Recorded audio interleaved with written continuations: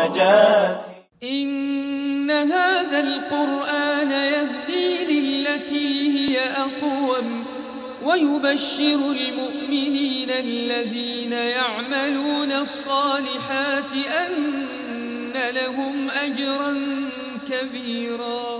قرآني نبض حياتي، قرآني طهر ذاتي، قرآني عصمة أمري، قرآني طوق نجاتي، قرآني طوق نجاتي.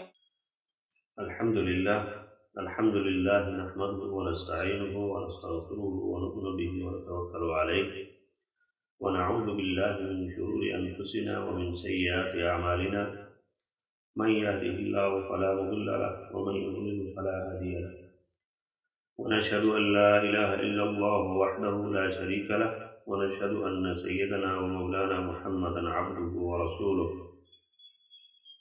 أما بعد، رب اشرح لي صدري ويسر لي أمري واحلل عقدة من لساني يفقهوا قولي. معزز ناظرین، پروگرام اعجاز القرآن کے ساتھ عبدالخالق حمدرد آپ کی خدمت میں حاضر ہے۔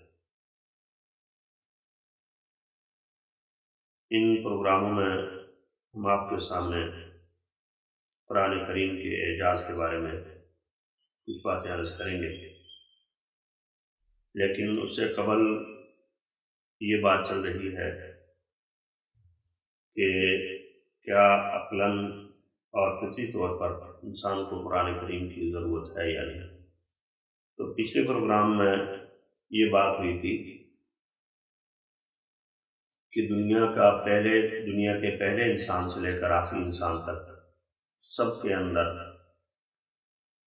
یہ برابر خواہش ہے کہ اس کو بقا حاصل ہو، اور اس بقا کا تقاضا ہے کہ اس فانی انسان کو کسی ایسی چیز سے جوڑا جائے جس کو بقا ہو، تاکہ یہ بھی باقی رہنے والا بن جائے، اور وہ باقی رہنے والی چیز کلام الہی، وحی الہی اور اللہ تعالیٰ کی کتاب قرآن کریم کی۔ آج کے اس پروگرام میں ہم اسی بات کو ایک اور رخ سے دیکھیں گے کہ قانونی طور پر بھی یہ قرآن کریم تمام انسانوں کی ضرورت ہے۔ تو اس سلسلے میں عرض یہ ہے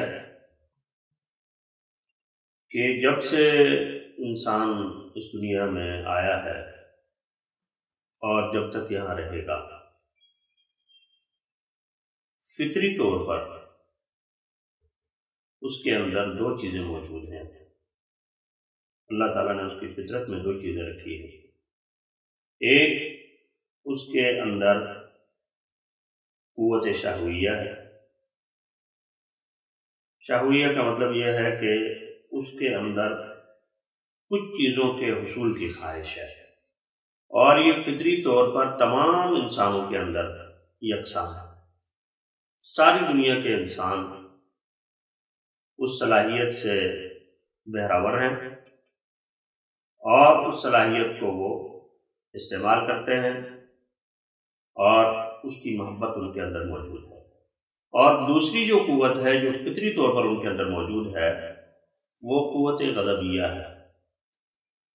قوت غضبیہ، جس کو عام الفاظ میں کہہ سکتے ہیں کہ غصے کی طاقت۔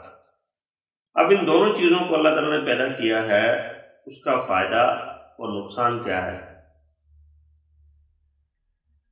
کہ پہلی جو بات ہے قوت شہویہ یا انسان کی خواہش، یہ خواہش اس کو کسی چیز کے حصول کے اوپر مائل کرتی ہے، کسی چیز کو حاصل کرنے کے اوپر اس کو مائل کرتی ہے۔ اور جو دوسری طاقت ہے، دوسری قوت ہے، قوت غضبیہ، وہ دفاع کے اوپر مائل کرتی ہے کہ اگر جو چیز اس کی ضرورت ہے، جو چیز اس کو مطلوب ہے، اس کے اوپر کوئی حملہ ہوتا ہے، اس کو کوئی اس سے چھیننے کی کوشش کرتا ہے، کوئی اس سے لینے کی کوشش کرتا ہے، تو اس کے اندر فوراً ایک دفاع کا عمل پیدا ہوتا ہے۔ اور بہت سی دفعہ یہ دفاع اتنا شدید ہوتا ہے کہ انسان اس کے لیے اپنی جان بھی قربان کر دیتا ہے۔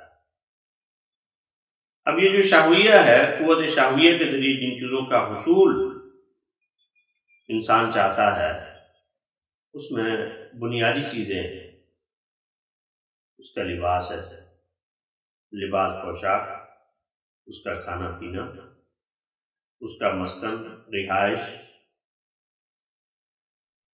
اور بلوغت کے بعد نکاح۔ یہ ایسی چیزیں ہیں جو انسان کی فطرت میں شامل ہیں، لیکن ان سب کا تعلق انسان کے جسم کے ساتھ ہے، اور اسی فطری اصول کو، اس فطرت کو دیکھتے ہوئے جیسے دنیا میں کمیونزم یا دوسرے ایسے نظام آئے جنہوں نے انسان کی جسمانی خواہشات کے اوپر اپنے بنیاد رکھی، تو روٹی کپڑا مکان کا نعرہ لگایا، لیکن اس کے ساتھ دوسری کوئی چیز نہیں تھی، چنانچہ نظام ختم ہو گیا۔ اور اسلام نے بھی ان چیزوں کی ضمانت دی ہے، روٹی کپڑا مکان کو انسان کی بنیادی ضرورت قرار دیا ہے، لیکن اس کے ساتھ جو دوسرا پہلو ہے، روحانی پہلو ہے، اس کو بھی اجاگر کیا ہے۔ تو لباس، کھانا پینا، رہائش اور بلوغت کے بعد اس کا نکاح، یہ انسان کی بنیادی خواہشات ہے۔ اور دنیا کا کوئی بھی انسان مشرق سے لے کر مغرب تک، شمال سے لے کر جنوب تک، ایسا نہیں ہے جو کہے نہیں مجھے ان چیزوں کی ضرورت نہیں ہے، ایسا کوئی انسان نہیں ہے۔ اور اس کے بعد دو چیزیں جو انسان کی، جس کے ساتھ اس کا روحانی تعلق ہے، روحانی تو روح کا تعلق ہے یا روح کا اس سے تعلق ہے، وہ دو چیزیں دین اور منصب اور جاہ ہے۔ یہ خواہش بھی ہر انسان کے اندر فطری طور پہ موجود ہے کہ جس طرح سے ایک انسان کو کھانا کھا کر اس کا پیٹ بھرتا ہے تو اس کی بھوک مٹ جاتی ہے اور اس کو اس سے آسودگی حاصل ہوتی ہے، پانی پی کر پیاس بجھتی ہے اور اس سے اس کو آسودگی حاصل ہوتی ہے، اچھا لباس پہن کر اپنے جسم کو ڈھانک کر وہ سردی گرمی سے بچتا ہے اور اس کو آسودگی حاصل ہوتی ہے، اور اسی طرح سے اپنی رہائش، اپنے مکان، اپنے گھر، اپنے غار، اپنے خیمے، جو بھی اس کی رہائش ہے، اس اچھے انتظام، جتنا اچھا انتظام ہوگا اس کے اندر رہ کر اس کو اطمینان حاصل ہوتا ہے۔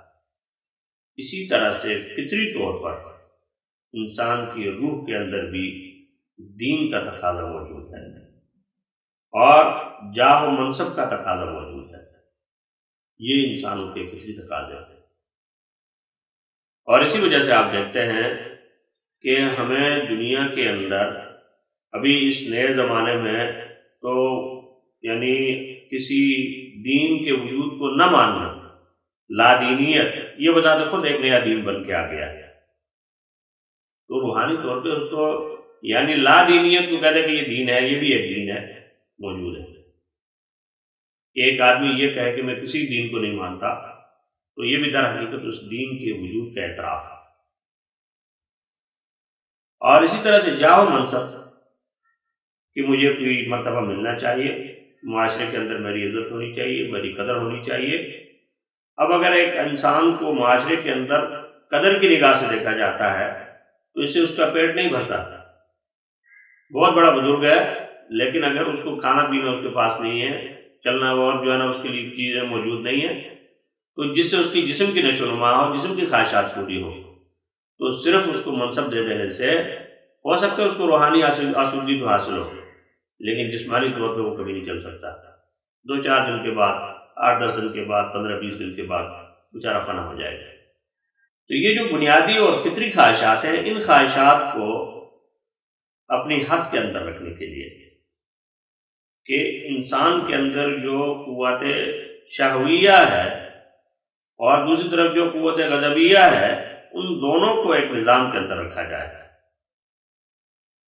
ایسا نہ ہو کہ انسان اس کسی چیز کو حاصل کرنے کی خواہش میں وہ دوسروں کے حقوق پامال کرے. جیسا ہوتا ہے کہ ایک آدمی ہے، اس کو لباس چاہیے، اب اگر وہ جائز ذرائع سے وہ پیدا نہیں کر سکا، حاصل نہیں کر سکا، تو وہ کسی کو وہ ڈاکہ مارتا ہے، وہاں سے چھین کے لے آتا ہے. یہ بھی ایک طریقہ ہے. اسی طرح سے ایک آدمی ہے، اس کو مکان چاہیے، وہ اپنا مکان نہیں بنا سکتا، اس کے پاس وسائل نہیں ہے، تو یہ کیا کرے گا؟ ہو سکتا ہے کہ یہ اگر طاقتور ہے دوسرے سے چھینے گا. اور اس چھینے جھپٹی میں معاشرے کے اندر ایک لا قانونیت پیدا ہوگی، اور اس کی وجہ سے معاشرے کے اندر ایک ٹکراؤ پیدا ہوگا. اس ٹکراؤ کو روکنے کے لیے اور اس قوت شہویہ اور غضبیہ کے درمیان اعتدال پیدا کرنے کے لیے ایک قانون کی ضرورت ہے. یہ بھی انسان کی فطرت ہے کہ ایک ایسا قانون ہو، ایک ایسا نظام ہو جس کے اندر ان دونوں طاقتوں کو ایک اعتدال کے ساتھ اور ایک مناسب مقام پر رکھا جائے، تاکہ معاشرے کے اندر فتنہ نہ ہو، معاشرے کے اندر فساد نہ ہو، اور معاشرے کے اندر عدل اور انصاف ہو. اب یہاں سے جو دوسرا سوال پیدا ہوتا ہے وہ یہ کہ وہ قانون کہاں سے آئے گا جو اس انسان کے لیے ان ساری چیزوں کو اعتدال میں لائے. یہ ایک بنیادی سوال ہے. لیکن اس سے پہلے ہمیں یہ دیکھنا ہوگا کہ قانون کے اندر کون سی صفات ہونی چاہیے جس کی وجہ سے یہ مقاصد حاصل ہو. کیوں کہ قانون میں اگر کوئی حکم ہوگا تو اس حکم سے فائدہ اٹھانے والا کون ہوگا؟ جو ظالم ہے، جس نے کسی کا حق مارا ہے، جس نے کسی کے اوپر ظلم کیا ہے، جس نے کسی کی کوئی چیز چھینی ہے، جس نے کسی کی کوئی جان لی ہے، وہ اس سے مستفید ہوگا.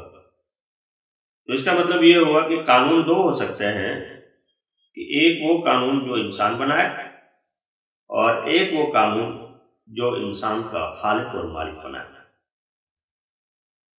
اور اس کی وجہ یہ کہ قانون کے اندر 4 بنیادی جو ہے وہ صفات ہونی چاہیے. 4 بنیادی صفات جس قانون کے اندر ہوگی، یہ قانون تمام انسانوں کے لیے ہوگا اور اس سے تمام انسان مستفید ہوں گے. اور اگر ان میں سے کوئی ایک بھی صفت اس میں موجود نہیں ہوگی تو اس قانون سے سارے انسان مستفید نہیں ہو سکتے. انسانوں کا ایک طبقہ اس سے مستفید ہوگا، باقی لوگ مظلوم ہوں گے اور ان کے حقوق جو ہے اس میں مارے جائیں گے. تو اس قانون کی پہلی صفت یہ ہے کہ یہ قانون اس علم محیط پر مشتمل ہو. اس طرح بنایا جائے کہ وہ تمام حالات کو اور تمام واقعات کو اور اس کے ساتھ ساتھ انسانوں کی تمام جو ہے وہ اس صورتحال کو سمجھتا ہو جس کے اندر وہ قانون لاگو ہوگا. یہ علم محیط انسان کے پاس نہیں ہے. کیوں؟ ایک علاقے کا انسان، اس کو اپنے حالات کا پتہ ہے، دوسرے علاقے کے حالات کا پتہ نہیں ہے. مثلا اگر یہ قانون بنا دیا جائے کہ جولائی کے مہینے میں ہر انسان پورے کا پورا لباس پہنے گا اور اس کے کپڑے جو ہے اس کے اندر ایک کوٹ بھی ہونا چاہیے اور اس کے اندر ایک ٹوپ بھی ہونا چاہیے اور اس کا لباس کی موٹائی اتنی ہونی چاہیے اور گرم قسم کا لباس جو ہے بنا دیا جائے اور قانوناً اس کو وردی کے طور پہ نافذ کر دیا جائے، تو میرے خیال میں یہ قانون یورپ میں چل جائے گا، کیونکہ درجہ حرارت وہاں بہت کم ہے. وہاں پہ جولائی میں کوٹ پہنا جا سکتا ہے. لیکن اگر یہی قانون ملتان میں نافذ کیا جائے تو میرے خیال میں ناقابل عمل ہو جائے گا. کیوں؟ علم محیط نہیں ہے. اسی طرح سے دوسری صفت اس قانون کی یہ ہونی چاہیے کہ اس کے اندر رحمت ہو.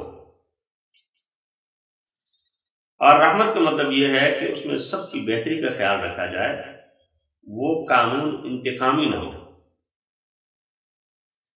آپ دیکھتے ہیں ہمارے ہاں جو قوانین بنتے ہیں، جب ایک پارٹی قانون بناتی ہے تو دوسری پارٹی کہتی ہے کہ جی اس قانون میں تو آپ نے انتقامی کارروائیوں کے لیے بنایا گیا ہے، نیب کا قانون ہے، نیب کے قانون کو تبدیل کرو، دوسرا قانون لے آؤ. کیوں لے آؤ؟ اس لیے کہ یہ قانون کسی اور پارٹی نے بنایا تھا، اب دوسری پارٹی بنائے گی۔ تو اس قانون کے اندر رحمت ہونی چاہیے، اور رحمت ایسی ہو کہ جو دوست دشمن سب کو ایک ہی سطح پر دیکھے، کہ اگر جرم دوست نے کیا ہے تو اس کو بھی سزا ہو، دشمن نے کیا اس کو بھی سزا ہو، اور اگر اچھا کام نیک کام دشمن نے کیا ہے تو اس کو بھی جزا ملے، اور اگر دوست نے کیا اس کو بھی جزا ملے۔ یہ عمومی رحمت، اور یہ رحمت جو ہے وہ کس قانون میں ہوگی؟ انسانوں کے قانون میں بہت مشکل ہے۔ انسان اس طرح سے نہیں سوچ سکتا کہ میرے اس قانون سے سبھی کو فائدہ ہو اور کسی کا نقصان نہ ہو۔ تیسری صفت اس قانون کی ہونی چاہیے کہ قدرت کاملہ ہو، طاقت ہو، کہ اس قانون کو نافذ کرنے کی بھی طاقت ہو، اور اگر اس کو نافذ کرنے کے نتیجے میں کوئی اور حالات پیدا ہوتے ہیں تو اس کو بھی قابو کیا جا سکتا ہو۔ یہ قدرت کاملہ ہے، اور یہ قدرت کاملہ بھی انسان کے پاس جو ہے وہ نہیں ہے۔ اور چوتھی صفت اس قانون کی ہونی چاہیے غیر جانبدار ہو، قانون غیر جانبدار، اور غیر جانبداری کا مطلب یہ ہے کہ اس میں کسی قوم، کسی رنگ، کسی نسل، کسی علاقے، کسی ملک کا خیال نہ رکھا گیا ہو، بلکہ سارے انسانوں کی ضرورت کا خیال رکھا گیا ہو۔ ایسا غیر جانبدار قانون وہ انسانوں کے لیے بنانا بہت مشکل ہے۔ تو اس کا نتیجہ یہ نکلا کہ انسان اگر اس دنیا میں ایک نظام کے ساتھ رہنا چاہتا ہے تو اس کو قانون کی ضرورت ہے، لیکن ایسا قانون جس کے اندر علم محیط اور رحمت کاملہ اور اس کے ساتھ ساتھ قدرت کاملہ اور غیر جانبداری ہو، ایسا قانون بنانا انسان کے بس میں نہیں ہے۔ آج کے زمانے میں بھی ہم دیکھتے ہیں کہ جب دنیا بالکل ایک چھوٹے سے گاؤں کی شکل اختیار کر گئی ہے اور ساری دنیا کے انسان آپس میں تبادلہ خیال کر سکتے ہیں، ایک دوسرے کے قوانین سے مستفید ہو سکتے ہیں، ان میں تعدیل اور ترمیم کر سکتے ہیں، لیکن اس کے باوجود ہر ملک کا اپنا قانون ہے، اور ہر ملک کا جو ہے نا وہ اپنا ایک نظام ہے جس کے اندر وہ کہتے ہیں جی ہمارے ملک کے قانون کے مطابق یہ جرم ہے، اور وہی بات دوسری جگہ جرم نہیں ہے۔ اس کی بہت ساری مثالیں ہیں، لیکن میں ان مثالوں میں نہیں جانا چاہتا۔ تو انسانوں کا یہ قانون جب ان چار صفات سے عاری ہے اور اس کے اندر یہ چاروں صفات جو ہے نا وہ موجود نہیں ہو سکتی، تو پھر کون سا قانون ہوگا جو انسانوں کے نظام کو چلائے؟ اس قانون کا نام ہم یہ کہتے ہیں، اور اسلام یہ کہتا ہے کہ یہ قانون الہی ہے، اور اس قانون کا نام قرآن کریم ہے، اس قانون کا نام اسلام ہے۔ کیوں؟ اس لیے کہ ہم یہ سمجھتے ہیں کہ قرآن کریم اس خالق اور مالک نے بھیجا ہے جو تمام انسانوں کو اول سے لے کر آخر تک جانتا ہے، اس کی خواہشات کو جانتا ہے، اور اس کے جو ہے نا ایک ایک پہلو کو اور اس کی ایک ایک رگ سے اور اس کی ایک ایک خواہش سے واقف ہے۔ اس کا علم اتنا محیط ہے، اور اس کے بعد اس کا تعارف یہ کرایا کہ قل هو اللہ احد اللہ الصمد لم یلد ولم یولد ولم یکن له کفوا احد، کہ اللہ کون ہے؟ فرمایا وہ اکیلا ہے، وہ بے نیاز ہے، اور نہ وہ کسی کا باپ ہے، نہ کسی کی اولاد ہے، اور نہ اس کے کوئی برابر ہے۔ چنانچہ جب کوئی رشتہ اس کا کسی کے ساتھ نہیں ہے تو اس کو قانون بناتے وقت کسی سے دبنے کی ضرورت نہیں ہے، قانون بناتے وقت کسی کی رعایت رکھنے کی ضرورت نہیں ہے، اور قانون بناتے وقت کسی سے ڈرنے کی ضرورت نہیں ہے۔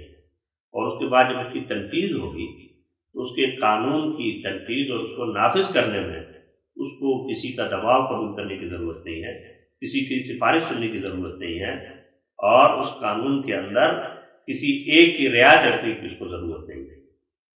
یہ قانون، اس دلیل سے بھی ہمیں یہ بات سمجھ میں آتی ہے کہ وحی الہی اور قرآن کریم کی انسانوں کو فطری قانون کی وجہ سے بھی ضرورت ہے، اور فطری طور پر بھی قرآن کریم انسانوں کی ضرورت ہے۔ اگر ہم اس ضرورت کو محسوس کریں گے، اس کو سمجھیں گے، تو اس سے ہمیں فائدہ ہوگا، اور اگر ہم اس سے مستفید ہونے کی کوشش نہیں کریں گے تو یقیناً ہر انسان، جیسے کہ خود قرآن کریم یہ کہتا ہے کہ گھاٹے میں ہے، لیکن وہ لوگ جو ایمان لائے، نیک عمل کیے اور حق اور صبر کی تلقین اور ایک دوسرے کو اس کی تلقین کرتے رہے اور اس سے مستفید ہونے کا ایک دوسرے کو مشورہ دیتے رہے۔ اللہ تعالیٰ ہم سب کو قرآن کریم کو اپنی زندگی کا قانون اور اپنی زندگی کا دستور بنانے کی توفیق عطا فرمائے۔ وآخر دعوانا الحمدللہ رب العالمین۔ إن هذا القرآن يهدي للتي هي أقوم ويبشر المؤمنين الذين يعملون الصالحات أن لهم أجرا كبيرا. قرآني نبض حياتي، قرآني طهر ذاتي، قرآني عصمة أمري، قرآني طوق نجاتي، قرآني طوق